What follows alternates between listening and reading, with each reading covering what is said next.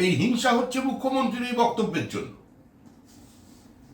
দেশের পার্লামেন্ট একটা আইন পাশ করেছে, সেখানে প্রশ্ন তোলা হয়েছে তৃণমূল কংগ্রেসের পক্ষ থেকে। সেই প্রশ্নের উত্তর বিলের প্রত্যেকটা ছত্র পুঙ্খানুপুঙ্খানুভাবে তার উত্তর দিয়ে দেওয়া হয়েছে। লোকসভায় পাশ হয়েছে, রাজ্যসভায় পাশ হয়েছে, রাষ্ট্রপতি স্বাক্ষর করে দিয়েছে, দেশের আইনে সেটা পরিণত হয়েছে। এখন মুখ্যমন্ত্রী বলছেন সেটা পশ্চিমবঙ্গে বলবৎ হতে দেবেন না। এই বক্তব্যের জন্যই তো এই মৌলবাদীরা সাহস পাচ্ছে। তারা বলছে ভারতের সংবিধান মানি না।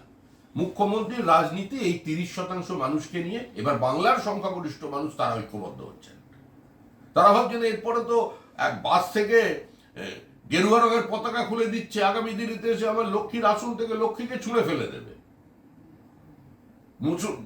একজন মন্ত্রী বলছেন যে আমরা সবাই হিন্দুরা দুর্ভাগা, আমাদের ধর্মান্তরিত করতে হবে। তাহলে মুখ্যমন্ত্রী এগিয়ে আসুন, সবাইকে বলুন ওই ধর্ম গ্রহণ করে নিতে। সবাই আমরা ফেজ কেমে হিজাব পড়ে নিই, গল্প শেষ, আর কোনো সংঘর্ষ নেই, শান্তি। তো সেটাই চলবে দেশ রাজ্যে। মুখ্যমন্ত্রীর এই বক্তব্যের জন্যই এত গন্ডগোল। দেখুন, রাজ্য পুলিশ এই পরিস্থিতি সামাল দিতে পারছে না।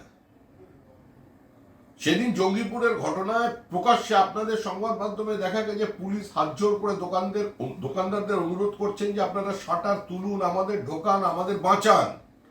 পুলিশ দৌড়চ্ছে প্রাণ ভয়ে, পুলিশের উপরে পাথর পড়ছে, পুলিশের গাড়ি জ্বলছে। সিএর ক্ষেত্রে মুখ্যমন্ত্রীর বক্তব্য উস্কানিমূলক হয়েছিল, ট্রেনে আগুন লেগেছিল, রাজপথ বন্ধ ছিল, পুলিশ নিয়ন্ত্রণ করতে পারছে না, বাবা ছেলেকে একসঙ্গে কুপিয়ে খুন করা হচ্ছে।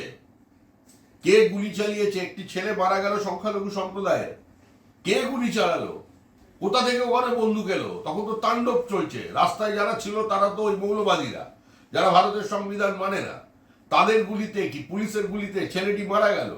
নিষ্পাপ ছেলে, সে বেচারি আসছিল, আর সেটাকে কেন্দ্র করে তাকে মেরে উত্তেজনা তৈরি করা হলো। এটা পরিকল্পিত চক্রান্ত করে এদিকে বাবা ছেলেকে একসঙ্গে কুপিয়ে খুন করা হচ্ছে, হিন্দুদের বাড়িঘর লুট করা হয়েছে, আগুন লাগানো হয়েছে, চারিদিকে সন্ত্রাস চলেছে। পুলিশ কোথায় নিয়ন্ত্রণ করতে পারছে?